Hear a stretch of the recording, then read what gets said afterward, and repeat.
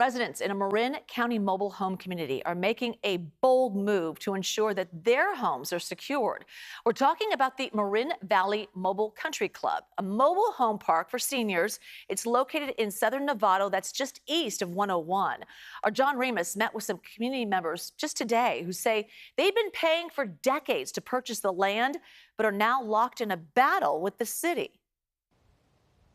The seniors living in this mobile home park were forward-thinking. In 1997, they hatched a plan to purchase the property to give themselves more housing stability, and they've been paying on the loan ever since.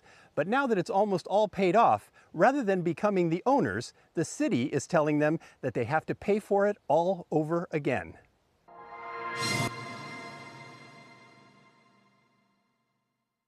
The residents of the Marin Valley Mobile Country Club don't mind being over the hill.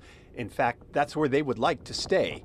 The 319-unit complex houses 400 elderly residents, with more than 90% being low income. And housing security, financial security, and a community is key to aging well.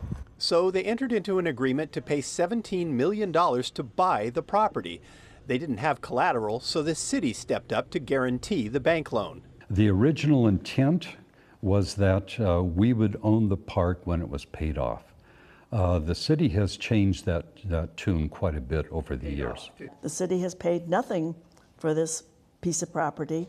The residents have paid for everything. Initially, our name was supposed to be on the title. Somewhere in the paperwork, it got lost, and the city took title. Currently, with a little more than $1 million left to pay on the loan, the city of Novato is the legal owner of the park and considers itself to be the residents' landlord.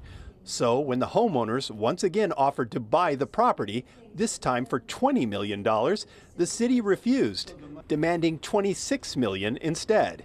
The residents say they came to that figure by ignoring the status of the park as low-income, seniors-only housing. They basically told the appraiser, you don't have to take that in consideration when you're doing the evaluation of the park, because it may not necessarily move. It doesn't have to necessarily continue with the sale of the park. We're fighting for our lives here.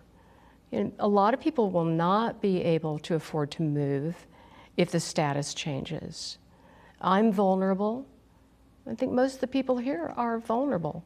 And while the city demands an extra $6 million for land it hasn't paid a dime for, some are wondering why they should have to pay anything more at all. The city's had a lot of financial issues, fiscal issues, and I think for them to try and solve it on the backs of a low-income senior housing is just unconscionable. And they need to look elsewhere for funds rather than try and double dip here and make us pay twice.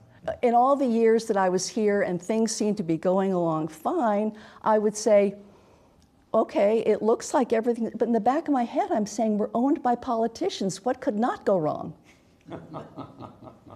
The residents plan to appear at next week's council meeting. They are in the unusual position of having a landlord that may one day be asking for their vote. We asked the city for a response, but they refused, saying they cannot comment because the negotiations are ongoing and confidential.